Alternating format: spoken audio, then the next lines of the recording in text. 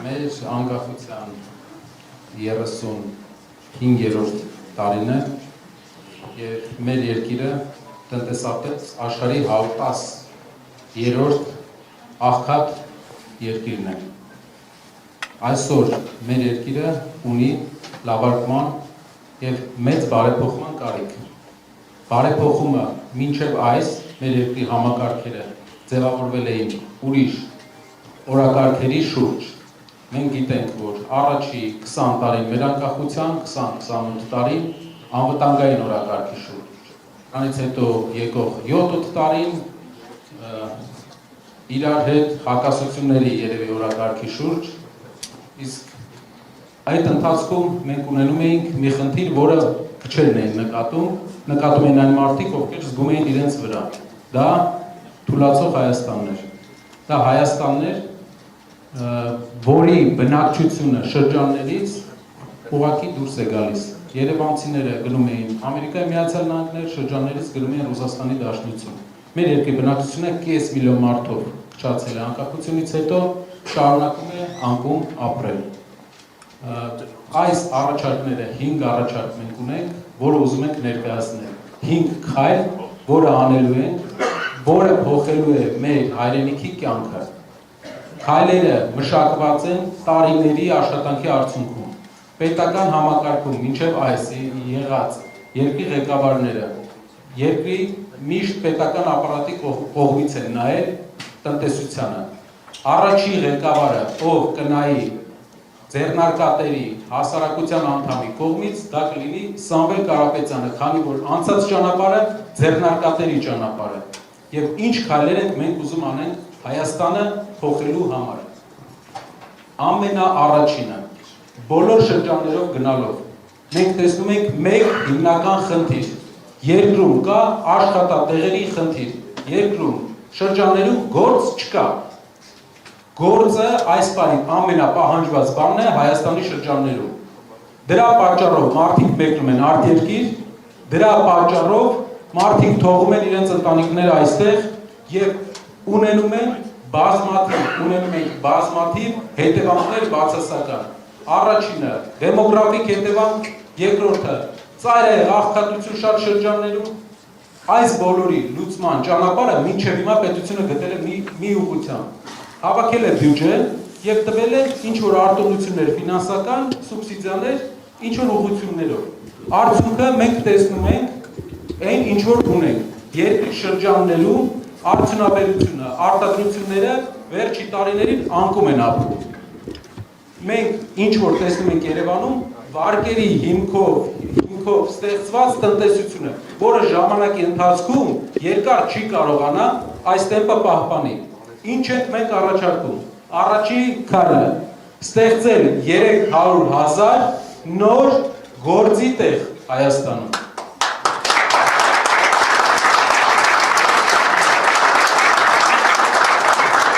Շատերը կասեն, բոլորը դա կարող են ասել, ինչպես եք դա անելու։ Սրա տակ կա մակրոտնտեսական ուղենշված քաղաքականություն։ Մենք ունենք պլանավորած քաղաքականություն, թե ինչպես 300,000 նոր գործի տեղ ստեղծել Հայաստանում։ Քաղաքականության հիմքում ընկած է առաջի քայլը արդյունաբերականացում, վերաարդյունաբերականացում։ Հայաստանը երկար տարիներ զրկվել է իր արտադրող եւ ստեղծարար պոտենցիալից։ Մեր երկիրը դարձել է դրսից օգնություն ստացող, վարկերի հաշվին ապրող եւ ծառայություններով ինչ որ ձև յոլա գնացող երկիր։ Դինամիկ երկիր ունենալու համար մենք պետք է ստեղծարար տնտեսություն ունենանք։ Ստեղծարար տնտեսությունը դա արտադրություններն են եւ ծառայությունների արտահանումն է։ Ինչ ձևով ենք մենք իրականացնելու 300,000 գործի տեղի ստեղծումը։ Առաջինը, մեր երկիրը տարեկան, եթե վերարտանում անենք, $7 միլիարդ ներմուծում է անում։ $7 միլիարդ։ Մեր երկրի ներմուծման եւ արտահանման տարբերությունը համարյա $4 միլիարդ է։ Եթե մեր երկրի ապրանքներն ենք նայում, վերարտանումը անում ենք։ Տարեկան Հայաստանը $4 միլիարդ ավելի գումար է ուղարկում դուրս, քան ստանում է։ Մենք աղքատանում ենք 4 միլիարդ դոլարով։ Իսկ գիտեք ոնց է այդ աղքատության, այդ 4 միլիարդ դոլարի տարբերությունը Հայաստանը կոմպենսացնում։ Կամ դրսից հայերի փոխանցումներով, կամ պետական պարտքով։ Այսինքն մենք պարտքով ենք ապրում։ Վերցնում ենք Հայաստանի ներմուծման հիմնական կետերը, ինչ է ներմուծում Հայաստանի Հանրապետությունը, եւ սկսում ենք պլանավորված քաղաքականություն վարել այդ ներմուծման ուղղությամբ, որ գործարաններ ստեղծենք ներմուծվող ապրանքների ուղղությամբ։ Օրինակ, երկրում թիվ 2 ներմուծումը, նավթամթերքն է, բենզին, դիզել, մենք գիտեք, շատերը գիտեք, որ մենք առաջարկել ենք նավթավերամշակման գործարան Հայաստանում, որը հում նավթ կբերի, համարյա 2 անգամ, մինչև 2 անգամ էժան գներով եւ կվերամշակի մեր երկրում։ Տարեկան կես միլիարդ դոլարի շրջանակություն ունեցող ընկերություն է դա, որպեսզի դուք հասկանաք, Հայաստանում ընդամենը քաջարանի պղնձե մոլիբդենայինն է, որը մեր տնտեսության լոկոմոտիվներից մեկն է, այդ մակարդակին։ Մյուս բանը, մեր երկիրը ներմուծում է մեծ քանակությամբ գազ։ Հիմա կասեք ոնց է գազը ստեղ արտադրելու։ Գազի հետ կապված մենք համարյա կես միլիարդ դոլարի մեր երկիրը գազ է ներմուծում։ Բայց մենք ունենք հարևան Իրանի Իսլամական Հանրապետություն, ում հետ ունենք մի պայմանագիր, որով Իրանը համաձայնվում է մեզանից գնել էլեկտրականություն եւ իսկ մեզ տա գազ։ Ինչ ենք անելու մենք։ Մենք վերցնելու ենք գազը Իրանի Իսլամական Հանրապետությունից, այստեղ մեր ջերմաէլեկտրակայաններ ենք ստեղծելու, որը հրազդանում ունենք, որը կստեղծենք նաև սահմանին Իրանի հետ։ Իրանը այդ տեխնոլոգիաներին չի կարողանում ունենա մուտք, քանի որ գտնվում է սահմանափակումների տակ։ Հայաստանը ունի մուտք։ Այդ տեխնոլոգիաներով, ջերմաէլեկտրակայաններով մենք կստեղծենք Իրանի սահմանին գազ էլեկտրականության դիմաց մեծ համակարգ, որը մեր երկիր կթողի տարեկան կես միլիարդ դոլար, որպեսզի դուք հասկանաք, դա իր քանակով էկվիվալենտ է ինչու է համեմատել։ Երևի երկրի ամբողջ թոշակների համարյա մոտ է թոշակների ֆոնդի հետ։ Չեմ ասում ամբողջը շահույթ կլինի։ Դա շրջանառություն է, եւ եթե մենք մեծ արդյունաբերական պոտենցիալ, մեծ գեներացիոն պոտենցիալ ստեղծենք, մեծ հնարավորություն կունենանք գազ ունենանք անվճար գնով, այսինքն շահույթ այդ ջերմաէլեկտրակայանների։ Մենք ունենք տարեկան մոտ 70 միլիոն դոլարի թռչնի մյուս մսերի թռչնի ներմուծում։ Դուք պատկերացնում եք Հայաստանի գյուղերը ամբողջությամբ դատարկում են, Հայաստանը գնում է աշխարհի ծայրից թռչնի միսը բերում։ Բոլոր ուղղություններով ներմուծման մեջ բոլոր ուղղություններով մեր երկիրը կարող է արտադրություններ ստեղծել։ Իսկ ով է ստեղծելու այդ արտադրությունները։ Հիմա կասեք պետությունը լավ կառավարիչ չի։ Ես էլ եմ ասել, որ պետությունը լավ կառավարիչ չի։ Բոլորս գիտենք։ Պետությունը չի կարող նստել սպասել ներդրողը դա անի։ Պետությունը պետք է արդյունաբերական քաղաքականության մեջ մի կարևոր քայլ անի։ Աշխարհում կա արդյունաբերության հեգեմոն երկիր, այս պահին այդ հեգեմոն երկիրը Չինաստանի ժողովրդական հանրապետությունն է։ Չինաստանը աշխարհի արդյունաբերության նշանակալի մասն է կազմում եւ ամենադինամիկ զարգացող արդյունաբերական երկիրն է։ Ինչ է տալու մեզ Չինաստանի հետ համագործակցությունը արդյունաբերության մեջ։ Չինաստանում կա արտահանման ընկերություն, որը ֆինանսավորում է իր բոլոր գործարաններին, ովքեր օրինակ դուք գործարան ես ուզում ստեղծես քո երկրում։ Եթե չինական սարքավորումներով գործարան է ստեղծում, Չինաստանի արտահանման ընկերությունը ֆինանսավորում է շատ էժան գնով 70%-ը։ 70%-ը Չինաստանի արտահանման ընկերությունը ֆինանսավորում է, եթե դու օրինակ նավթավերամշակման գործարան եք ուզում, կամ պղնձամոլիբդենայինի հիմքի վրա պղնձի վերամշակման գործարան եք ուզում, 70%-ը ֆինանսավորում է։ Եթե օրինակ պղնձի վերամշակումը հաշվենք 250 միլիոն ԱՄՆ դոլարի բյուջե, մենք հասկանում ենք, որ 30%-ը այս բյուջեի կլինի մոտարապես 80-ի կարգի, 80-82 միլիոն։ Հայաստանում շատ քիչ բիզնեսմեն կա, որ 80 միլիոն կկարողանա ներդնի։ 4-5 հոգի են, որից երևի 2 հոգի կանոնավորված։ Ու այդ պատճառով մեր երկրում, եթե մենակ մի գործարանի մասին խոսեինք, կասեինք լավ, մի գործարանի համար ներդրող կգտնենք, բայց մենք անելու ենք տասնյակ, իսկ ինչ է անելու պետությունը այստեղ։ Օրինակ, 80 միլիոն ներդրման, մոտավորապես 80 միլիոն ներդրման պարագայում, մեր պետությունը, որը 30%-ն է ներդրման, պետությունը վճարելու է, տալու է, աջակցելու է 15%-ը, իսկ ներդրողից պահանջելու է ևս ներդրում 15%-ը։ Առաջի հայացքից դուք տեսում եք 40 միլիոն ներդրողը կարող է դնել, նա գիտի, որ պետությունը ևս 40-ին հետ դնում է, և չինական արտահանման ընկերությունից, արտահանման ֆոնդերից ստանում է ֆինանսավորում։ Ինչ է սա տալու։ Պետությունը, հիմա կասեք պետության փողերը տանում ես բիզնեսներին ես տալիս։ Ոնց է պետությունը հետ բերելու այս գումարը։ 15% ներդրում անելուց հետո, 15% ընդամենը ներդրում անելով, պետությունը բերում է 100% ներդրում իր երկիր։ Կարողացա։ Այսինքն, պետությունը աջակցում է 15%-ով, մյուս 15%-ը ներդրում է ներդրողը, 70%-ը տալիս է Չինաստանի արտահանման ընկերությունը, որպես վարկ։ Դու 15% քո բյուջեից տալիս ես, բերում ես 100% ներդրում։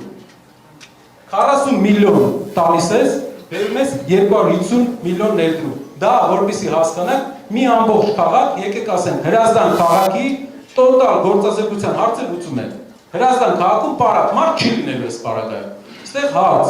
40 միլիոն պետությունը դրեց, Նարեկ ջան, ոնց է այդ գումարը հետ ստանալու։ Պատասխան։ Արդյունաբերության մեջ ներդրված գումարի 13-ից 15%-ը հարկերով հետ է գալիս։ Այսինքն, եթե 13% արդյունաբերության մեջ ներդրման հարկերով հետ է գալիս, դու դնում ես 15% պետություն, պետությունը ներդրում է 15%, բերում է 100% ներդրում, բայց իր դրած 15%-ից է 13%-ը հարկերով հետ է ստանում։ Դա միջինացված փորձագետների տվյալներ են։ Այսինքն, դու ունենում ես ընդամենը 2% ծախս, 100% ներդրում բերելով քո երկիր։ Շարունակենք մյուս ուղղությունները, բոլոր մյուս գործարանները մեր երկրում, որը պետք է կառուցվի, կկառուցվի նույն տրամաբանության մեջ։ Չինաստանի արտահանման ներդրումային ֆոնդը վճարելու է, ֆինանսավորելու է 70%-ը, 15%-ը վճարելու է ներդրողը, կլինի հայ, կլինի օտարերկրյա, ում համար դա շատ լավ պայման է։ 15%-ը կվճարի պետությունը, 1-2 տարվա ընթացքում հարկերով հետ կստանա։ Պետությունը բան չի կորցնում։ Համարյա 0 ներդրումով 250 միլիոն դոլար ներդրում է բերում երկիր։ Օտարերկրյա ուղղակի ներդրումները անցած տարի 140-ը չեն անցել։ Այս մի վարժությունով մենք ուղղակի օտարերկրյա ուղղակի ներդրումների համարյա 2 անգամի չափ ներդրում ենք բերում։ Սա լինելու է տասնյակ վարժություններ է լինելու։ Հարյուրավոր ամեն քաղաքում մենք ունենալու ենք զարգացման ծրագիր։ Դա դժվար գործ է, բայց այդ քայլերը կան, մենք այդ գործը ունենք ու դա բերելու է գործազրկության հաղթարման։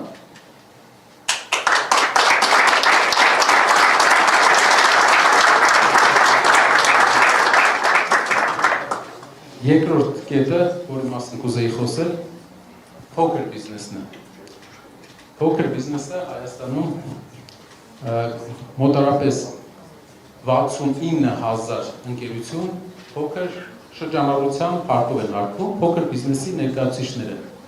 որպեսզի հասկանաք ինչ կարգի անտրամաբանական իրավիճակ է Հայաստանում այս պահին։ Վերջի 2 տարում փոքր բիզնեսի հարկերը կրկնապատկվել է, 5%-ից դարձել է 10%։ Հայաստանում 69,000 տնտեսվարող շրջանառության հարկով է հարկվում, 27,000-ը միջին և մեծ բիզնես է։ 69,000-ը վճարում է մեր հարկերի ընդամենը 2%։ մեր բյուջեի ընդամենը 2%-ը վճարում է մեր ընկերությունների 70%-ը։ Մենք պետք է ազատենք փոքր բիզնեսին հարկերից, շրջարկից, որպեսզի հնարավորություն տանք նա զարգանա։ Ինչու ենք սա ասում։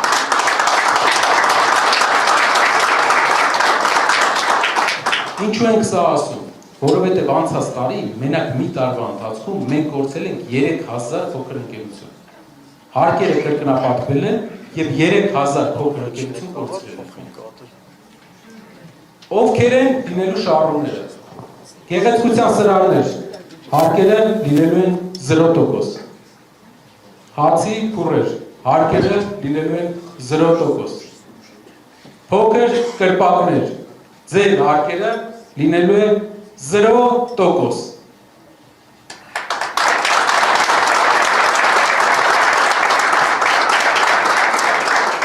Երբ որ փողոցով քայլեք, բոլոր ձեռնարկությունները, փոքր արտադրությունները, փոքր խանութները, ինչ տեսնեք, այս փոփոխության արդյունքում իրենց հարկերը լինելու են 0%։ Միակ բանը, որ մենք խնդրում ենք,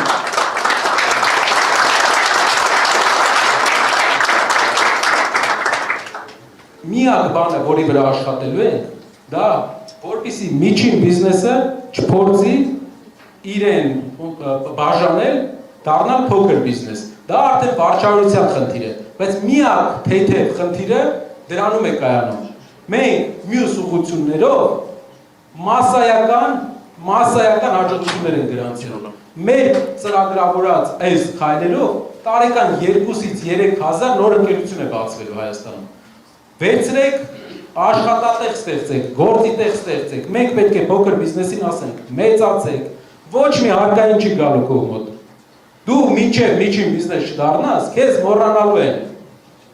ՀՏՄ խփիր, չխփիր, մոռանալու են այս ամեն ինչը, որովհետև ձեր վրա հարկայինը ամբողջ պոտենցիալով այսքան աշխատում է, ընդամենը հարկերի բյուջեի 2%-ն է հավաքում։ Այդ 2%-ը ես ձեզ վստահեցնում եմ, 2-ից 3 կգտնենք մենք ուրիշ տեղեր, 2 չեն գտնի, 3 չեն գտնի, տասնյակ տոկոսներ։ Միջազգային առևտրով մենք կբերենք մեր երկիր այդ տոկոսները։ Մենք փոքր բիզնեսին հարկելու կարիք չունենք։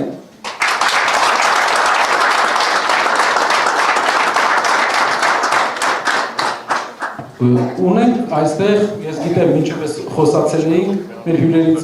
մեկը օրինակ պատմեց, որ դուք ունեիք արտադրամաս լավաշի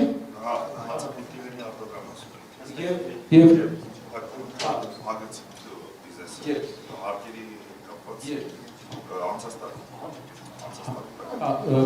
ասեմ հացի փուր ուներ ու փակեց անցած տարի հարկի ավելացման պատճառով, հարկերը շրջանառության հարկը 5%-ից դարձել է 10%, որպեսզի հասկանաք մարդը եթե 20% շահույթ ունի, կեսը տալիս է հարկ, 50% հարկ է տալիս։ Չի կարող մարդը այդ պարագայում իր համար ապահովել նորմալ տնտեսական վիճակ։ Սա հեղափոխական փոփոխություն է։ Հայաստանում փոքր բիզնեսը պետք է մոռանա, որ իր մոտ գալու է հարկայինը, գալու է քնչականը, գալու է ԱԱԾ-ն, չգիտեմ, Բերպարայի համույթը, ոչ մեկ, մոռացեք։ Դուք պետք է կենտրոնանալ գումար աշխատելու բարեկեցությունը ձեր մեծացնելու մեջ։ Դա է ձեր ճանապարհը, դա է մեր բոլորիս ճանապարհը, որպեսզի կարողանաք հաջողության հասնեք, հենց դառնաք միջին բիզնես, կսկսեք հարկեր վճարել, ոնց որ բոլորը։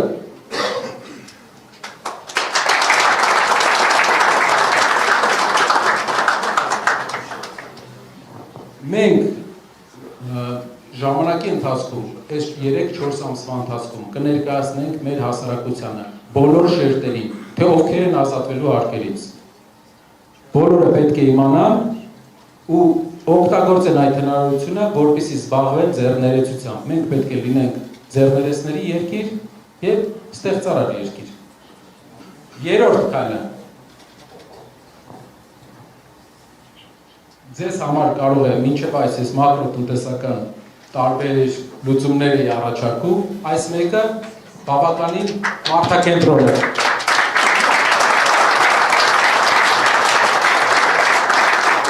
Մենք գրել ենք 20% էժան դեղորայք, բայց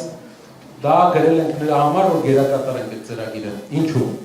Ուսումնասիրել ենք, գիտեք, Վրաստանի Հանրապետության փորձը։ Վրաստանում դեղերը, այն դեղերը, որը 5000 դրամից բարձր են, անգամներով կարելի ասել ավելի էժան են, քան Հայաստանում։ Էժան են Հայաստանից։ Ուսումնասիրել ենք փորձը, թե ինչու է Վրաստանում դեղագործական արտադրությունը էժան։ Չէ՞ որ հեռավորությունը մի քանի կիլոմետր է։ Պատասխան. պետությունը վարում է մի քաղաքականություն, որը կոչվում է ERP, այսինքն պետությունը գնում է եվրոպական այն երկրները, որտեղից որ գնում է դեղ վրացական գործարարը, բիզնեսը, եւ հաշվում է, թե այդ դեղի գնման պարագայում մինչև Վրաստան հասցնել, մինչև շահութանելը, ինչ վերին գին պետք է ունենա այդ դեղը։ Եվ դնում է վերին գին դեղի վրա։ Այս քայլի արդյունքում 3 ուրիշ քայլեր են արել։ Բայց այս քայլի արդյունքում կարողացել են ապահովել դեղերի գնի շեշտակի անկում։ Մեր համար, մեր տարիքայինների համար մի անգամ ասել եմ, հնարավոր է սա կարևոր չէ, բայց կենսաթոշակային տարիքի մարդկանց համար, այսօր ես էլի խոսում էի, դուք ասեցիք, որ ձեր թոշակի կեսը ինչքան է մոտ։ 40,000 թոշակի պարագայում 20,000 վճարվում է դեղերի համար։ Դեղերի գնի շեշտակի անկումը օգնելու է կենսաթոշակային տարիքի մեր տատիկ պապիկներին, որպեսզի հնարավորություն ունենան իրենք ավելի մեծ գնողունակություն ունենան։ Այստեղ առաջանում է մի հարց, մենք ունենք պարտադիր ապահովագրության համակարգ, որը շատ լավ է, որը ինչ որ առումով փակում է դեղերի գները, որոշ դեղերի գները, բայց քանի որ ամբողջությամբ չի փակում, մենք ունենալու ենք այս խնդիրը միշտ, եւ մենք պետք է ուղղակի շուկային լուծենք այս հարցը ERP համակարգի միջոցով, որը լուծել է Վրաստանի Հանրապետությունը։ Դեղերի գները ավելի էժան։ 20%-ը էդի զապասով ենք ասել։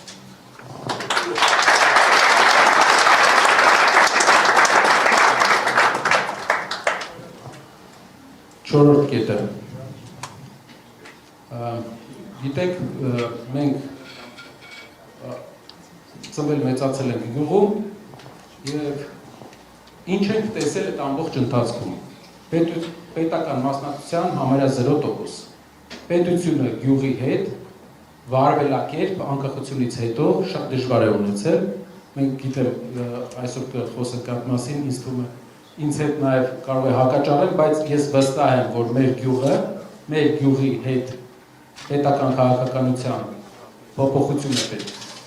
Մեր գյուղը պետությանը չի զգում։ Պետությունը գյուղում ներկա չէ։ Որպես գյուղացի, ինչ անում գյուղացին։ Տարվա սկզբին նայում է, թե անցած տարի ինչքան էր բերքի գինը։ Ու հաշվում է, գնում է վարկ է վերցնում գյուղատնտեսական ու գնում է, վճարում է դիզելի համար, պարտանյութի համար, սերմի համար, ամբողջ տարի աշխատում է, տանջվում է, գալիս է վաճառքի ժամանակը, սկսում է ման գալ, թեում վաճառել։ Ես շատ եմ տեսել գյուղացիների հուսահատ դեմքեր, ովքեր բերք ունենալով չունեն գնորդ, ովքեր ամբողջ պրոցեսը անցել են և չունեն նորմալ գնորդ։ Անցած տարվա գների համեմատ շատ եմ տեսել դեպքեր, և գինը 2 անգամ կամ 50 դրամով, 60 դրամով ընկել է, և մարդը անգամ իր ներդրածը չի կարողացել հետ ստանալ։ Ինչն է պատճառը այս ամբողջ պրոցեսի։ Ինչու է մեր գյուղերում ապրելը անշահավետ, որովհետև մեր գյուղերի վրա մենք ծախսում ենք $100 միլիոն, տարբեր խելացի անասնագոմեր, այլ ծրագրերի վրա։ Մենք խելացի անասնագոմ ենք կառուցում, խելացի անասնագոմ, բայց ունենք 200,000 գյուղացի, որ կաթ է արտադրում։ Ֆերմերը իրենց կաթը 110 դրամով են կառնում։ Ինչու ենք ավելացնում արտադրությունը, եթե եղածին ենք 110 դրամով անում։ Կարևոր բան, որ պետք է արվի, դա մթերման կայաններն է գյուղերում։ Ինչ է մթերման կայանը։ Մթերման կայանը միջնորդ է գյուղացու եւ ընկերության միջև, որը գնելու է։ Օրինակ, Արաբական Միացյալ Էմիրություններից գալիս են Հայաստան, գնալու են օրինակ Արմավիրի մարզ Այգեշատ գյուղասեն իշխանով խաղ կառնենք, թե կգնան մթերման կայան, քանի որ մթերման կայանը ամբողջ շրջանով հավաքում է բերքը եւ մթերման կայանների հետ կպայմանավորվեն։ Իսկ ինչ է տալիս մթերման կայանը գյուղացուն։ Մթերման կայանը գյուղացուն տալիս է կանխատեսելիություն։ Տարվա սկզբում մթերման կայանը կնքում է պայմանագիր այն ընկերության հետ, ում վաճառելու է բերքը։ Եվ կնքում է պայմանագիր այն գյուղացու հետ, ումից գնելու է բերքը։ Եվ գյուղացին ունենալու է գնիկ վերջնականապես կանխատեսելիություն։ Չենք տեսնի են հուսահատ դեմքերը գյուղացիների, որ բերքը տանը չգիտի ինչ անի։ Բացի դրանից, երկրորդ բանը, մթերման կայանը մեծածախ գներով այսօր պարարտանյութը գյուղերում գնում են այսպես։ Վրաստանից մեկը ներմուծում է մեծածախ։ Տալիս է այդ շրջանի ներկայացուցիչին։ Շրջանի ներկայացուցիչը տալիս է շրջանի խանութին պարարտանյութը։ Շրջանի խանութը պարտքով, գյուղական լեզվով ասած նիսյա, տալիս է գյուղացուն, թանկ գնով։ Գյուղացին մի քանի տասնյակ տոկոս ավելի թանկ է վճարում պարարտանյութի համար, քան օրինակ հարևան երկրներում, քան մեծածախ գինը։ Դա ազդելու է վերջնական գնի վրա, հայկական ապրանքի վերջնական գնի վրա։ Մթերման կայանները ինչ են անելու, գնելու են գյուղացուց բերքը, բայց սեզոնի սկզբում էլ տալու են պարարտանյութ,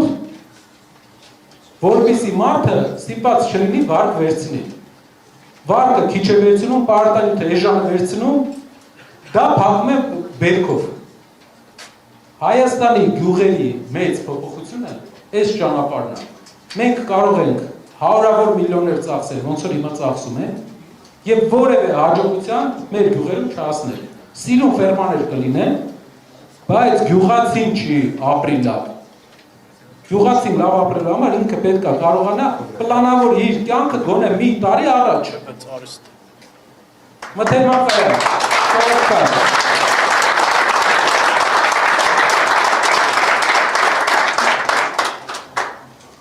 Հինգերորդ քայլը դա շատ կարևոր է մեր քաղաքաբնակ հայրենակիցների համար եւ երիտասարդների համար եւ այլ մարդկանց համար, ովքեր դեռ չունեն իրենց տունը։ Մեր երկրում վերջի ժամանակներին լավ բաներ տեղի ունեցել շինարարական բում, որը շատ լավ լուր է։ Չնայած աղտոտվածությանը, ես որպես տնտեսագետ, ես ուրախ եմ շինարարական բումի համար։ Բայց կա խնդիր, աշխատավարձեր տանկին հարաբերակցությունը շատ մեծ է, որպեսզի աշխատող մարդը ցանկանա, կարողանա տուն գնել Հայաստանում, տասնյակ տարիներ են պետք, որպեսզի նա կարողանա փակի տան հիպոթեկը։ Ուրիշ երկրներում էլ է այսպես, բայց Հայաստանում ավելի երկար է, քանի որ աշխատավարձերը համեմատական քիչ են։ Ինչ ենք մենք առաջարկում։ Մինչև հիմա մենք գիտենք, որ հիպոթեկի օրենքով տոկոսը վճարում է պետությունը եւ դա լավ ծրագիր է, բայց անցած տարի կամ նախանցած տարի պետությունը չէր հայտարարեց այդ ծրագիրը, բայց այն ժամանակ նա ծախսում էր մոտապես ամեն բնականի վրա, բնականի գնի 55%-ը որպես օգնություն հիպոթեկի տոկոսի համար։ Մենք առաջարկելու ենք ներդրումային ծրագրեր այն շինարարական ընկերություններին, ովքեր ուզում են ներդրում կատարեն Հայաստանում։ Հողը տալու ենք անվճար, գազը, լույսը, ջուրը տալու ենք անվճար, դրա դիմաց երկու պայման։ Առաջինը կամ այդ շինարարները բնակարաններով պետությանը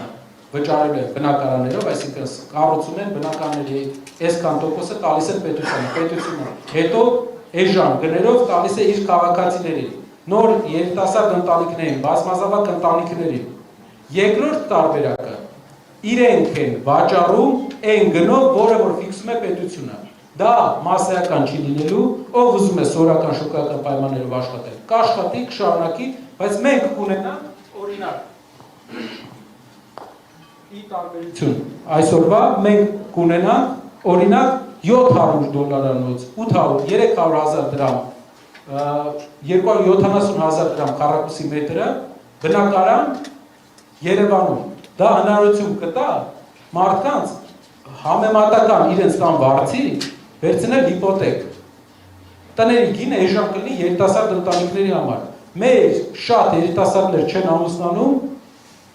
փոքր տղաները չեն ամուսնանում, որովհետև տուն չկա, տան խնդիր կա։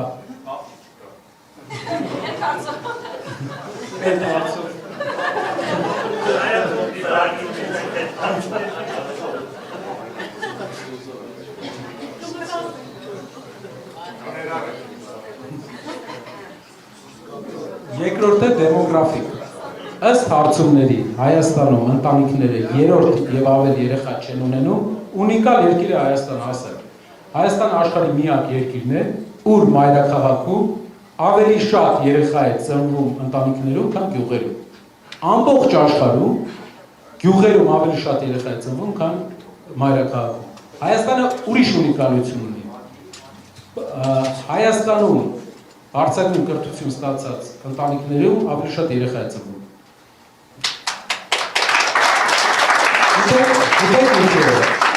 Հասկանում են, մարտահրավերները, բոլորն են հասկանում, բարձրագույնները, միջնակարգերը, բոլորը մարտահրավեր է մեր ազգի։ Ազգը ունի մարտահրավեր, ապրելու մարտահրավեր, և դրա համար բոլորը, ով տեսնում է մեր պատմությունը, սերտում է մեր պատմությունը, հասկանում է, որ մեզ պետք է մեծ ընտանիքների համար, մեզ պետք է բնակարաններ, տուն, մարդկանց համար տուն, որը մենք ապահովենք այս ծրագրով, 5-րդ ծրագրով։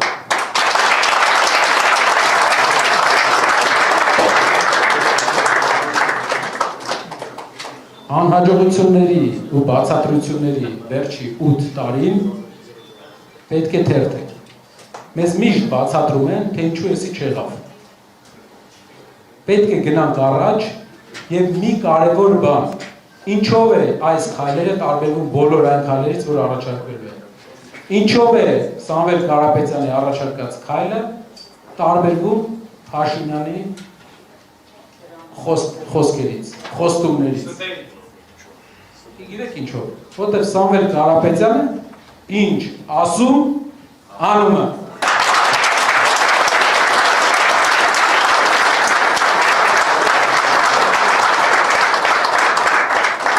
Սա քայլերի հաջորդականության քարտն է, խոստումների քարտ են կանոնադրել։ Խոստումը հայերը վախեցած են խոստում բառից, որտեղ խոստում ա տվել, ոնց որ վերջում լավ բան դուրս չի եկել։ Բայց սա քարտ է, որը հետագայում բերելու է մեզ ներկայացնել եւ ասել, այս 5 քայլերը ինչ եղավ, եւ մենք ասելու ենք Սա եղավ, սա եղավ, սա եղավ։